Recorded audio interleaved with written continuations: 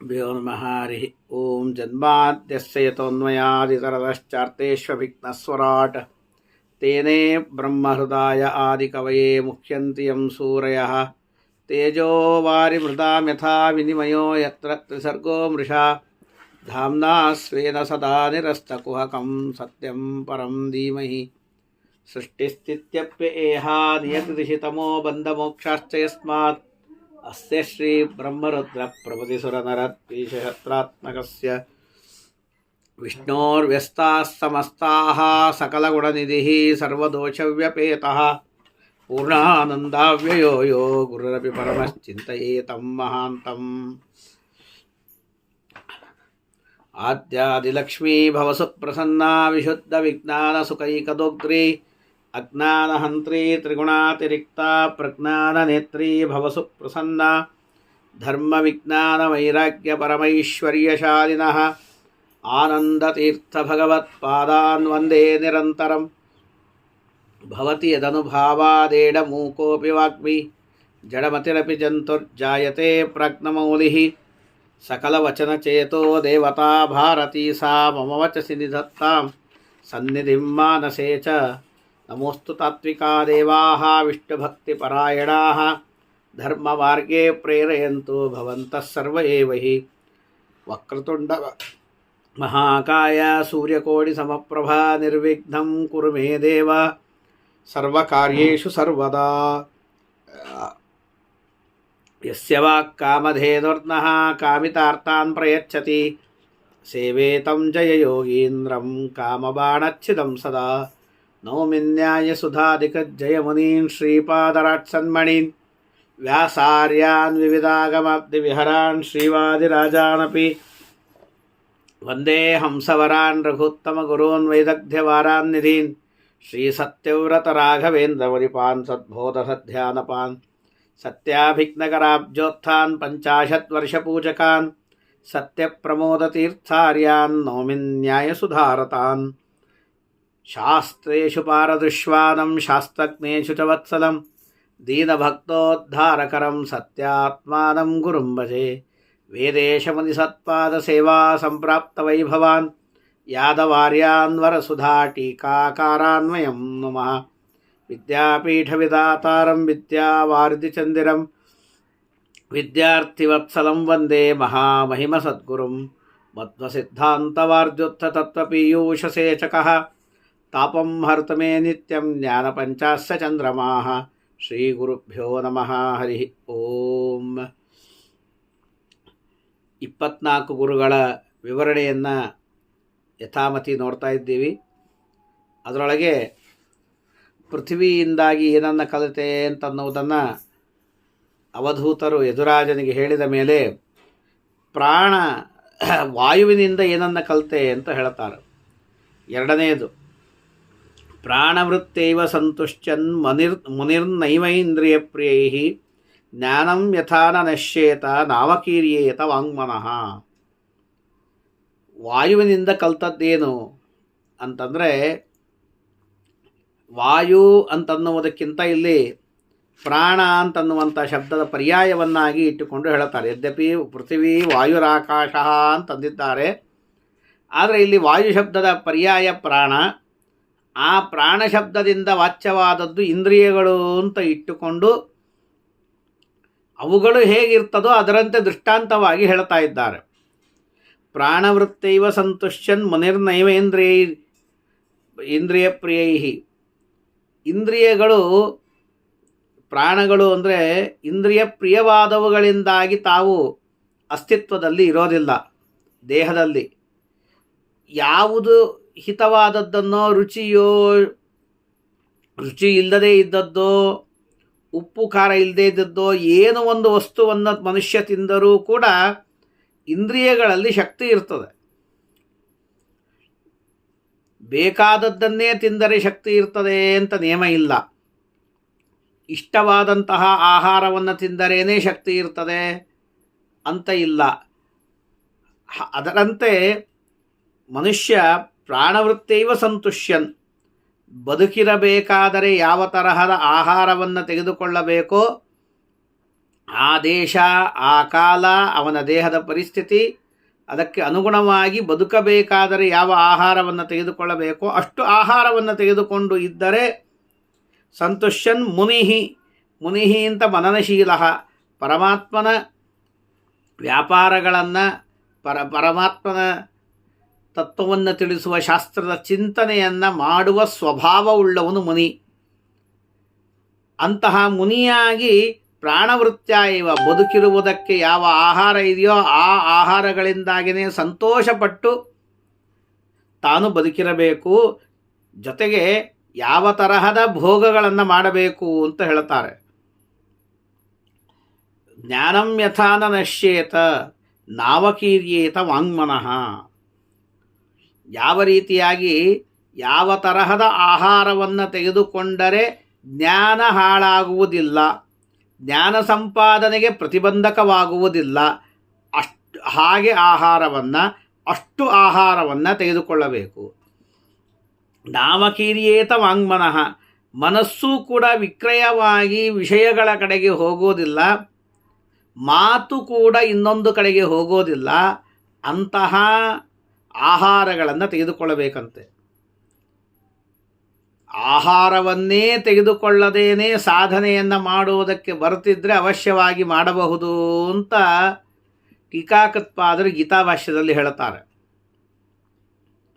ಯುಕ್ತಾಹಾರ ವಿಹಾರಸ್ಯ ಯುಕ್ತಚೇಷ್ಟಾಯುತಸ್ಯ ಚ ಯುಕ್ತ ಸ್ವಪ್ನಾವಬೋಧಸ್ಯ ಯೋಗೋ ಭವತಿ ದುಃಖ ಅಂತ ಹೇಳಬೇಕಾದಾಗ, ಯುಕ್ತವಾದಂತಹ ಅಂದರೆ ವ್ಯವಸ್ಥಿತವಾದ ರೀತಿಯಲ್ಲಿ ದೇಹಕ್ಕೆ ಬದುಕಿರಬೇಕಾದರೆ ಬೇಕಾದಂತಹ ಆಹಾರ ವಿಹಾರಗಳನ್ನು ಮಾಡ್ತಾ, ಯುಕ್ತ ಚೇಷ್ಟಾಯುತಸ್ಯ ಚ ಅದಕ್ಕೆ ತಕ್ಕಂಥ ವ್ಯಾಪಾರಗಳನ್ನು ಮಾಡ್ತಾ ಇರಬೇಕು.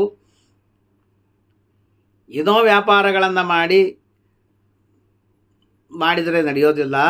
ಯುಕ್ತ ಸ್ವಪ್ನಾವಬೋಧಸ್ಯ ವ್ಯವಸ್ಥಿತವಾದ ರೀತಿಯಲ್ಲಿ ನಿದ್ರಾ ಮತ್ತು ಎಚ್ಚರಿಕೆ ಇವುಗಳನ್ನು ಮಾಡಿಕೊಂಡಂತಹ ವ್ಯಕ್ತಿಗೆ ಯೋಗೋ ಭವತಿ ದುಃಖ, ಪರಮಾತ್ಮನ ಅಪರೋಕ್ಷ ಜ್ಞಾನಕ್ಕೆ ಸಾಧನ ಅಂತ ಅನ್ನೋದಾಗ್ತದೆ. ಅಂದರೆ ನಮ್ಮ ಜ್ಞಾನಕ್ಕೆ ವಿಘ್ನ ಬರದೇ ಇರುವಷ್ಟು ಆಹಾರವನ್ನು ತೆಗೆದುಕೊಳ್ಳಬೇಕು. ಆಗ ಅದಕ್ಕೆ ತಕ್ಕಷ್ಟು ನಿದ್ರೆ ಬರ್ತದೆ. ಬಹಳವಾದ ಆಹಾರಗಳನ್ನು ಸ್ವೀಕಾರ ಮಾಡಿದರೆ ನಿದ್ದೆ ಬಹಳ ಬರ್ತದೆ, ಜ್ಞಾನ ಸಂಪಾದನೆಗೆ ಪ್ರತಿಬಂಧಕವಾಗ್ತದೆ. ಹಾಗಾದರೆ ನಾವು ಬದುಕಿರಬೇಕಾದರೆ, ದೇಹದಲ್ಲಿ ಸಾಧನೆ ಮಾಡೋದಕ್ಕೆ ಶಕ್ತಿ ಇರಬೇಕಾದರೆ ಎಷ್ಟು ಅವಶ್ಯಕವಾದ ಆಹಾರ ಬೇಕೋ ಅಷ್ಟನ್ನು ತೆಗೆದುಕೊಳ್ಳಬೇಕು. ಇದರಿಂದಾಗಿ ನಿದ್ರೆಯೂ ವ್ಯವಸ್ಥಿತವಾಗಿ ಇರ್ತದೆ, ಅತಿಯಾಗಿ ನಿದ್ರೆಯೂ ಬರುವುದಿಲ್ಲ. ನಿದ್ರೆ ಆಹಾರ ಎರಡನ್ನೂ ಸರಿಯಾಗಿ ಮಾಡಿಕೊಂಡರೆ ಎಚ್ಚರಿಕೆಯೂ ಸರಿಯಾಗಿ ಆಗ್ತದೆ. ಇದರ ಜೊತೆಗೆ ತಿನ್ನುವಂತಹ ಆಹಾರ ಎಂತಹ ಆಹಾರ ಇರಬೇಕು ಅಂತ ಹೇಳುತ್ತಾರೆ. ಅತಿಯಾದಂತಹ ಬಹಳ ಸ್ಪೈಸಿಯಾದ ಆಹಾರವನ್ನು ತಿಂದ ಅಂತಾದರೆ, ರಜೋಗುಣ ಪ್ರಚುರವಾದ ಆಹಾರವನ್ನು ತಿಂದ ಅಂತಾದರೆ ಆ ವ್ಯಕ್ತಿಗೆ ರಜೋಗುಣ ಕಾರ್ಯಗಳಲ್ಲೇ ಮನಸ್ಸು ಪ್ರವೃತ್ತಿ ಆಗ್ತದೆ, ಜ್ಞಾನ ಸಂಪಾದನೆಯನ್ನು ಮಾಡುವ ಕಾರ್ಯದಲ್ಲಿ ಪ್ರವೃತ್ತವಾಗುವುದಿಲ್ಲ. ಹಾಗಾಗಿ ದೇಹಕ್ಕೆ ಎಷ್ಟು ಉಪ್ಪು ಹುಳಿಕಾರಗಳು ಬೇಕೋ ಅಷ್ಟನ್ನು ಮಾತ್ರ ತೆಗೆದುಕೊಳ್ಳಬೇಕು. ರಾಘವೇಂದ್ರ ಸ್ವಾಮಿಗಳವರು ಬರೀತಾರೆ, ಟೀಕಾಕೃತ್ಪಾದರು ಕೂಡ ಪ್ರಮೇಯ ದೀಪಿಕಾದಲ್ಲಿ ಬರೀತಾರೆ, ಆಹಾರ ಸಾತ್ವಿಕ ಪ್ರಿಯಾಹ ರಸ್ಯ ಹೃದಯಾಹ ಅಂತೆಲ್ಲ ಹೇಳುವ ಕಾಲಕ್ಕೆ ದೇಹಕ್ಕೆ ಬೇಕಾದಂತಹ ಮರೀಚ್ಯಾದಿಗಳು, ಅವಶ್ಯಕವಾದ ಆರೋಗ್ಯಕ್ಕೆ ಬೇಕಾದಂತಹ ಉಪ್ಪು ಹುಳಿಕಾರಗಳನ್ನು ಅಷ್ಟನ್ನೇ ತೆಗೆದುಕೊಂಡರೂ ಸಾಕು. ಅವು ಸಾತ್ವಿಕ ಅಂತಲೇ ಕರೆಸಿಕೊಳ್ಳುತ್ತದೆ, ಅದನ್ನು ರಾಜಸ ಅಂತ ಅನ್ನುವುದಿಲ್ಲ. ಅದರಿಂದಾಗಿ ಜ್ಞಾನ ಹಾಳಾಗುವುದಿಲ್ಲ. ಯಾಕೆಂದರೆ ದೇಹದಲ್ಲಿ ಅವಶ್ಯಕವಾದಂಥ ಉಪ್ಪು ಹುಳಿಕಾರ ಇಲ್ಲದೇ ಇದ್ದರೂ ದೇಹದಲ್ಲಿ ಅಶಕ್ತನ ಆಗ್ತದೆ, ಸಾಧನೆಯನ್ನು ಮಾಡಲಿಕ್ಕೆ ಬರೋದಿಲ್ಲ. ಆದ್ದರಿಂದಾಗಿ ಜ್ಞಾನಂ ನಶ್ಯೇತ್ ತಥಾ ಮನೋ ಯಥಾನ ವಿಕೀರ್ಯೇತ. ಮನಸ್ಸು ವಿಷಯಗಳ ಕಡೆಗೆ ಹೋಗದೇ ಇರುವಂಗೆ ಭೋಗವನ್ನು ಮಾಡಬೇಕು. ತಾದೃಶಃ ಏವ ಅದನಾದ್ಯುಕ್ತ ಪ್ರಾಣವೃತ್ಯ ಏವ ತುಷ್ಟೇತ್ ಅಂತ ಟಿಪ್ಪಣಿಕಾರರು ಬರೀತಾರೆ. ಆದ್ದರಿಂದಾಗಿ ಯಾವುದರಿಂದಾಗಿ ನಮ್ಮ ಮನಸ್ಸು ನಮ್ಮ ವಶವಾಗಿ ಇರ್ತದೋ, ಜ್ಞಾನ ಹಾಳಾಗುವುದಿಲ್ಲವೋ ಅಂತಹ ಆಹಾರವನ್ನು ಸ್ವೀಕಾರವನ್ನು ಮಾಡಬೇಕು ಅಂತ ಹೇಳ್ತಾರೆ. ಹೇಗೆ ಆ ಆಹಾರದ ರುಚಿಯ ಬಗ್ಗೆ ಇಂದ್ರಿಯಗಳು ಗಮನ ಕೊಡದೇನೆ ಯಾವುದನ್ನು ಹಾಕಿದರೂ ಅದರಿಂದಾಗಿ ಬೆಳೆದಿರ್ತದೋ ಹಾಗೆ ರುಚಿಯ ಕಡೆಗೆ ಹೆಚ್ಚಿಗೆ ಅಪೇಕ್ಷೆಯನ್ನು ಪಡದೇನೆ ಮನಸ್ಸು ವಿಕ್ಷೇಪವನ್ನು ಹೊಂದದೇ ಇದ್ದಂತೆ ಜ್ಞಾನ ನಾಶವಾಗದೇ ಇದ್ದಂತೆ ಆಹಾರದಿಂದಾಗಿ ವರ್ತನೆ ಮಾಡಬೇಕು. ಇದನ್ನು ನಾನು ಪ್ರಾಣದಿಂದ ಕಲಿತೆ, ವಾಯುವಿನಿಂದ ಕಲಿತೆ. ಇದು ಬಾಹ್ಯವಾಯುವಿನ ಎರಡು ರೀತಿಯಾದ ವಾಯು ಅಂತಂತಾರೆ.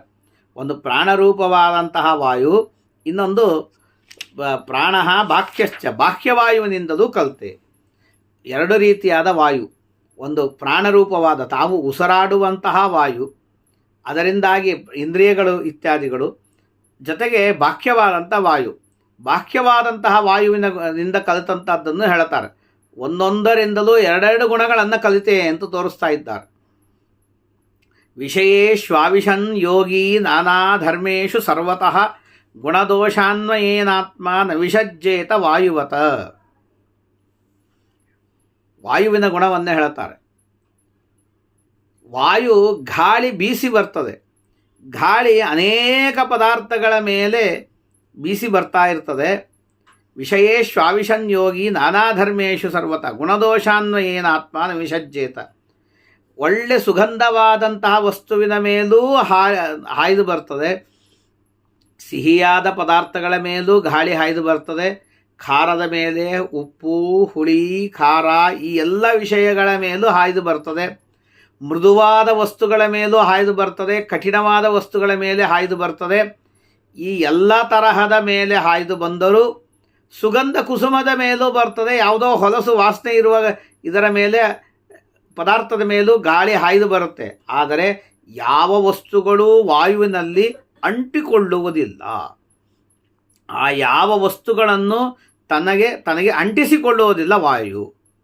ಅದರಂತೆ ವಿಷಯೇಶ್ವಾವಿಶನ್ಯೋಗಿ, ಇದರಿಂದ ನಾನು ಕಲಿತೆ. ವಿಷಯೇಶ್ವಾವಿಶನ್ಯೋಗಿ, ವಿಷಯಗಳನ್ನು ಭೋಗ ಮಾಡಿದರೂ ಕೂಡ ನಾನಾ ಧರ್ಮೇಶು, ನಾನಾ ತರಹದ ಆಹಾರಗಳು ವಸ್ತುಗಳು ಇರ್ತದೆ. ಭೋಗಗಳನ್ನು ಮಾಡ್ತಿರ್ತಾನೆ, ಕೂಡ್ತಿರ್ತಾನೆ, ಊಡ್ತಿರ್ತಾನೆ, ಓಡಾಡ್ತಿರ್ತಾನೆ, ನೋಡ್ತಿರ್ತಾನೆ, ಕೇಳ್ತಿರ್ತಾನೆ. ಇವೆಲ್ಲವನ್ನು ನೋಡಿದರೂ ಕೂಡ ಗುಣದೋಷಾನ್ವಯೇನಾತ್ಮ, ಅವುಗಳ ಗುಣದೋಷಗಳನ್ನು ತಿಳಿದು ಯಾವುದು ಸಾಧಕ ಯಾವುದು ಸಾಧಕವಲ್ಲ ಮೋಕ್ಷಕ್ಕೆ ಅಂತ ತಿಳಿದು ನವಿಷಜ್ಜೇತ ವಾಯುವತ, ಅವುಗಳ ಸಂಬಂಧವನ್ನು ಹೊಂದಬಾರದು ಅಂತ ಒಂದು. ಅಥವಾ ಗುಣದೋಷ ಸಂಬಂಧಿತ ನವಿಷಜ್ಜೇತ, ಕೆಲವೊಂದು ಒಳ್ಳೊಳ್ಳೆ ವಸ್ತುಗಳಿದ್ದದ್ದಕ್ಕಾಗಿ ಅವುಗಳಿಂದ ಆಕರ್ಷಿತನಾಗಬಾರದು. ಕೆಟ್ಟ ವಸ್ತುಗಳಿದೆ ಅಂತ ಅವುಗಳನ್ನು ಬೈಕೋತ ದೂಷಣೆಯನ್ನು ಮಾಡ್ತಾನೂ ಕೂಡಬಾರದು. ವಿಷಯಗಳ ಬಗ್ಗೆ ವಿಮರ್ಶೆಯನ್ನು ಮಾಡದಂತೆ, ಅವುಗಳಲ್ಲಿ ಆವಿಷ್ಟನಾಗದೇ ಇದ್ದಂತೆ ಯೋಗಿಯಾದವನು ತನಗೇನು ಬೇಕು ಅಷ್ಟನ್ನು ಮಾತ್ರ ತಾನು ಸ್ವೀಕಾರವನ್ನು ಮಾಡಿಕೊಂಡು ತಾನು ಇರಬೇಕು ಅಂತನ್ನುವುದನ್ನು ಬಾಹ್ಯವಾಯುವಿನಿಂದ ನಾನು ಕಲಿತೆ. ಇನ್ನು ಜೊತೆಗೆ ಇನ್ನೂ ಒಂದು ಮಾತನ್ನು ಹೇಳ್ತಾರೆ. ಏನಂತಂದರೆ, ವಾಯುವಿನಿಂದ ಪಾರ್ಥಿವೇಶ್ವಿಹ ದೇಹೇಶು ಪ್ರವಿಷ್ಟಸ್ತದ್ಗುಣಾಶ್ರಯ ಗುಣೈರ್ನ ಯುಜ್ಯತೆ ಯೋಗಿ ಗಂಧೈರ್ ವಾಯುರಿವಾತ್ಮಧುಕ. ಪಾರ್ಥಿವೇಶ್ವಿಹ ದೇಹೇಶು ಪ್ರವಿಷ್ಟಸ್ತದ್ಗುಣಾಶ್ರಯ, ಈ ದೇಹದಲ್ಲಿ ಪ್ರವೇಶವನ್ನು ಮಾಡಿದೆ ಅಂತೆ ಗಾಳಿ, ಮಾಡೇ ಮಾಡ್ತದೆ.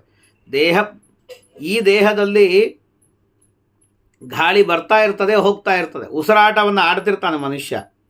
ಹಾಗಾಗಿ ಉಸಿರಾಟವನ್ನು ಆಡಿದ್ದಕ್ಕಾಗಿ ಗಾಳಿ ಈ ದೇಹದ ಒಳಗೆ ಬರ್ತಾ ಇರುತ್ತೆ, ಹೊರಗೆ ಹೋಗ್ತಾ ಇರ್ತದೆ. ಅಷ್ಟು ಮಾಡ್ತಾ ಇದ್ದರೂ ಈ ದೇಹದ ದೋಷವಾದಂತಹ ಹಸಿವು, ಬಾಯಾರಿಕೆ ಇತ್ಯಾದಿಗಳಿಂದ ಬರುವಂತಹ ದುಃಖಗಳನ್ನು ಆ ವಾಯು ಅನುಭವಿಸುವುದಿಲ್ಲ. ಅದರಂತೆ ಯೋಗಿಯಾದಂತಹ ವ್ಯಕ್ತಿ ದೇಹಪ್ರಯುಕ್ತವಾದಂತಹ ಹಸಿವು, ಬಾಯಾರಿಕೆ ಇವುಗಳಿಗೆ ಆಶ್ರಯ, ಇವುಗಳಿಂದ ಬರುವಂಥದ್ದಕ್ಕೆ ಅವುಗಳಿಗೆ ಸಂಬಂಧವನ್ನು, ಲೇಪವನ್ನು ಹೊಂದಬಾರದು. ಪರಮಾತ್ಮ ಕೊಟ್ಟಂತಹ ಕಷ್ಟ ಸುಖಗಳನ್ನು ಸಹನ ಮಾಡಬೇಕು ಅಂತನ್ನುವಂಥ ಮಾತನ್ನು ಒಂದು ಮಾತು ಹೇಳ್ತಾರೆ. ನಾನಾ ಧರ್ಮೇಶು, ಶೀತೋಷ್ಣಾದಿ ಅನೇಕ ಧರ್ಮಗಳಿಂದ ಕೂಡಿದಂತಹ ಹೊರಗಿರ್ತದೆ. ನಾನಾ ಧರ್ಮೇಶು ಅಂತನ್ನುವ ಶಬ್ದಕ್ಕೆ ಶ್ರೀನಿವಾಸ ತೀರ್ಥರು ಶೀತೋಷ್ಣತ್ವಾದ್ಯನೇಕ ಧರ್ಮವತ್ಸು ವಿಷಯೇಶು, ಕೆಲವೊಂದು ಪದಾರ್ಥಗಳು ತಂಪಿದೆ, ಕೆಲವೊಂದು ಬಿಸಿ ಇದೆ, ಕೆಲವೊಂದು ಸಿಹಿ ಇದೆ, ಕೆಲವೊಂದು ಹುಳಿ ಇದೆ. ಇಂತಹ ವಸ್ತುಗಳಲ್ಲಿ, ಇಂತಹ ವಿಷಯಗಳನ್ನು ಮನುಷ್ಯ ಜೀವನದಲ್ಲಿ ಅನುಭವಿಸಬೇಕಾಗ್ತದೆ. ಆದರೆ ಅವುಗಳ ಸಂಬಂಧದಿಂದಾಗಿ ಅವುಗಳಲ್ಲಿ ಆಸಕ್ತನಾಗಬಾರದು, ಅವುಗಳಿಂದ ಬಂದಂತಹ ಸುಖ ದುಃಖಕ್ಕೆ ಒಳಗಾಗಬಾರದು. ಅಂದರೆ ಹೇಗೆ ಅದನ್ನು ಸಹನ ಮಾಡಬೇಕು ಅಂತ ಕೇಳಿದ್ರೆ ಕೃಷ್ಣ ಪರಮಾತ್ಮ ಉತ್ತರ ಕೊಡ್ತಾನೆ. ಮಾತ್ರ ಸ್ಪರ್ಶಾಸ್ತು ಕೌಂತೆಯ ಶೀತೋಷ್ಣ ಸುಖ ದುಃಖದಾಹ ಆಗಮ ಪಾಯಿನೋ ನಿತ್ಯಾಹ ತಾಂತಿತಿಕ್ಷಸ್ವ ಭಾರತ ಅನ್ನುವ ಕಡೆಗೆ ಮಾತ್ರ ಹೇ ಕೌಂತೆಯ ಮಾತ್ರ ಸ್ಪರ್ಶಾಸ್ತು ಕೌಂತೆಯ ಶೀತೋಷ್ಣ ಸುಖ ದುಃಖದಾಹ, ಈ ಇಂದ್ರಿಯಗಳು, ಈ ವಿಷಯಗಳು, ಇವುಗಳ ಸಂಬಂಧ, ಇದರ ಜ್ಞಾನ ಇದೇನೇ ನಿಮಗೆ ಸುಖ ದುಃಖಗಳು ಕೊಡ್ತದೆ ಅಂತ ತಿಳ್ಕೊಂಡಿದ್ಯೇನು ಅಂತ ಕಾಕ್ವಾ ಅಂತ ಶ್ರೀಮದಾಚಾರ್ಯ ಬರೀತಾರೆ. ಈ ವಿಷಯಗಳ ಸಂಬಂಧನೇ ನಿನಗೆ ಸುಖ ದುಃಖದಾಯಕ ಆಗ್ತದೇನು ಅಂದರೆ ಆಗುವುದಿಲ್ಲ. ಮತ್ತೇನಾಗೋದು? ವಿಷಯಗಳ ಸಂಬಂಧದಿಂದಾಗಿ ಎಂದಿಗೂ ಸುಖ ದುಃಖವಾಗೋದಿಲ್ಲ. ವಿಷಯಗಳ ಮೇಲಿನ, ಇಂದ್ರಿಯಗಳ ಮೇಲಿನ ಅಭಿಮಾನದಿಂದಲೇ ಸುಖ ದುಃಖವಾಗ್ತದೆ. ಹಾಗಾಗಿ ಇಂದ್ರಿಯಗಳ ಮೇಲೆ, ವಿಷಯಗಳ ಮೇಲೆ ಅಭಿಮಾನವನ್ನು ಬಿಟ್ಟು ನೀನು ಇರು ಅಂತ ಹೇಳ್ತಾರೆ. ಹಾಗಾದರೆ ಇದನ್ನು ನಾನು ಹೇಗೆ ಅಭಿಮಾನವನ್ನು ಬಿಡಬೇಕಾಗಿದೆ, ಹೇಗೆ ಅದನ್ನು ತಡ್ಕೊಳ್ಳಿ ಸುಖ ದುಃಖಗಳನ್ನು ಅಂತಂದರೆ ಅದಕ್ಕೆ ಮುಂದೆ ಹೇಳ್ತಾರೆ. ಆಗಮ ಪಾಯಿನೋ ನಿತ್ಯಾಹ ತಾಂತಿತಿಕ್ಷಸ್ವ ಭಾರತ ಅಂತ ಹೇಳಿದ ಮೇಲೆ ಮುಂದೆ ಧೈರ್ಯೇನ ಅಂತ ಅಂತ ಉತ್ತರ ಕೊಡ್ತಾರೆ. ಇದೇ ಕೃಷ್ಣ ಪರಮಾತ್ಮ ಹೇಳುವ ಕಾಲಕ್ಕೆ ಆ ಮಾತನ್ನು ಇಲ್ಲಿ ತಂದು ಮಾತನ್ನು ಹೇಳ್ತಾ ಇದ್ದಾರೆ. ಯಮ್ಹಿನಂ ವ್ಯತಯಂತೇತೆ ಪುರುಷಂ ಪುರುಷರ್ಷಭ ಸಮದುಃಖ ಸುಖಂ ಧೀರಂ ಸೋಮೃತತ್ವಾಯ ಕಲ್ಪತೆ. ಯಾರನ್ನ ಈ ಇಂದ್ರಿಯಗಳ ಸಂಬಂಧ, ಇಂದ್ರಿಯಗಳ ಮತ್ತು ವಿಷಯಗಳಿಗೆ ಇರುವಂತಹ ಸಂಬಂಧ ಸುಖ ದುಃಖಗಳನ್ನು ತರೋದಿಲ್ಲ, ಅಂತಹ ವ್ಯಕ್ತಿ ಸಮದುಃಖ ಸುಖಂ ಧೀರಂ, ಸುಖ ದುಃಖಗಳನ್ನು ಸಮಾನವಾಗಿ ಕಾಣುವಂತಹ ವ್ಯಕ್ತಿ ಅವನು ಎಂಥವನವನು? ಅದಕ್ಕೆ ಧೀರಃ ಅಂತ ಶಬ್ದವನ್ನು ಇಟ್ಟಿದ್ದಾರೆ. ಧೀರಃ ಅಂತಂದರೆ ಮನಸ್ಸನ್ನು ಗಟ್ಟಿ ಮಾಡಿ ಧೈರ್ಯದಿಂದ ಅವುಗಳನ್ನು ಸಹನ ಮಾಡುವ ಸ್ವಭಾವ ಇರುವಂತಹ ವ್ಯಕ್ತಿ ಅವನು ಅಮೃತತ್ವಾಯ ಕಲ್ಪತೆ. ಅವನು ಮೋಕ್ಷಕ್ಕೆ ಸಾಧನೆಯನ್ನು ಮಾಡ್ತಾನೆ, ಅವನಿಂದ ಮೋಕ್ಷ ಸಾಧನೆಯನ್ನು ಮಾಡಲಿಕ್ಕೆ ಸಾಧ್ಯತೆ ಇದೆ. ಆದ್ದರಿಂದಾಗಿ ದೇಹದಲ್ಲಿ ಬರುವಂತಹ ಅಶನಾಪಿಪಾಸಾದಿ ದುಃಖದಿಂದ ಬರುವ ಅವುಗಳನ್ನು ಸಹನ ಮಾಡಬೇಕು. ಸಹನವನ್ನು ಮಾಡಿ ಎಷ್ಟು ಆಹಾರ ಬೇಕೋ ಅಷ್ಟು ಆಹಾರವನ್ನು ತೆಗೆದುಕೊಳ್ಳಬೇಕು. ಅಲ್ಲದೇನೆ ಬಂದಂತಹ ವಿಷಯಗಳನ್ನು ಅನುಭವಿಸಬೇಕಾದಾಗ ಸುಖ ದುಃಖಗಳಾಗ್ತದೆ. ಆ ಸುಖ ದುಃಖದಲ್ಲಿ ಸಕ್ತನಾಗಬಾರದು. ಒಳ್ಳೆಯ ವಿಷಯಗಳನ್ನು ಅನುಭವಿಸಿದಾಗ ಸುಖವಾಗ್ತದೆ. ಒಳ್ಳೆಯದಾದಂತಹ ಆಹಾರ ಪದಾರ್ಥಗಳನ್ನು ತಿಂದಾಗ, ಒಳ್ಳೆಯ ಯಾನದಲ್ಲಿ, ವಾಹನದಲ್ಲಿ ಸಂಚಾರ ಮಾಡಿದಾಗ, ಒಳ್ಳೆಯ ವಾತಾವರಣದಲ್ಲಿ ಎಸಿನಲ್ಲಿ ಕೂತಾಗ ಇತ್ತಾದಾಗ ಆನಂದ ಆಗ್ತಿರ್ತದೆ. ಅದೇ ಬಿಸಿಲಲ್ಲಿ ಹೋದಾಗ ದುಃಖವಾಗತ್ತೆ, ಕಾಲಲ್ಲಿ ಚಪ್ಪಲಿ ಇಲ್ಲದೇನೆ ನಡೆದಾಗ ದುಃಖವಾಗತ್ತೆ. ಈ ತರಹದ ಎಲ್ಲ ಸುಖ ದುಃಖಗಳನ್ನು ಮನಸ್ಸನ್ನು ಗಟ್ಟಿ ಮಾಡಿ ಸಹನವನ್ನು ಮಾಡಿಕೊಳ್ಳಬೇಕು. ಇದು ಅಮೃತತ್ವಾಯ ಕಲ್ಪತೆ. ಇವೆಲ್ಲ ಮೋಕ್ಷ ಸಾಧನೀಭೂತವಾದದ್ದು ಅಂತ ಕೃಷ್ಣ ಪರಮಾತ್ಮ ಹೇಳಿದ್ದನ್ನೇ ಇಲ್ಲಿ ವ್ಯಾಖ್ಯಾನವನ್ನು ಮಾಡುತ್ತಾರೆ. ಅದಕ್ಕೆ ಟೀಕಾರೂಪವಾಗಿದೆ ಇದು. ಆದ್ದರಿಂದಾಗಿ ಅಂತಹ ಅದನ್ನು ವಾಯುವಿನಿಂದ ನಾನು ಕಲಿತಿದ್ದೇನೆ ಅಂತ ವಾಯುವಿನಿಂದ ಕಲಿತಂತಹ 3 ಗುಣಗಳನ್ನು ಹೇಳುತ್ತಾರೆ. 3 ಗುಣಗಳೇನು?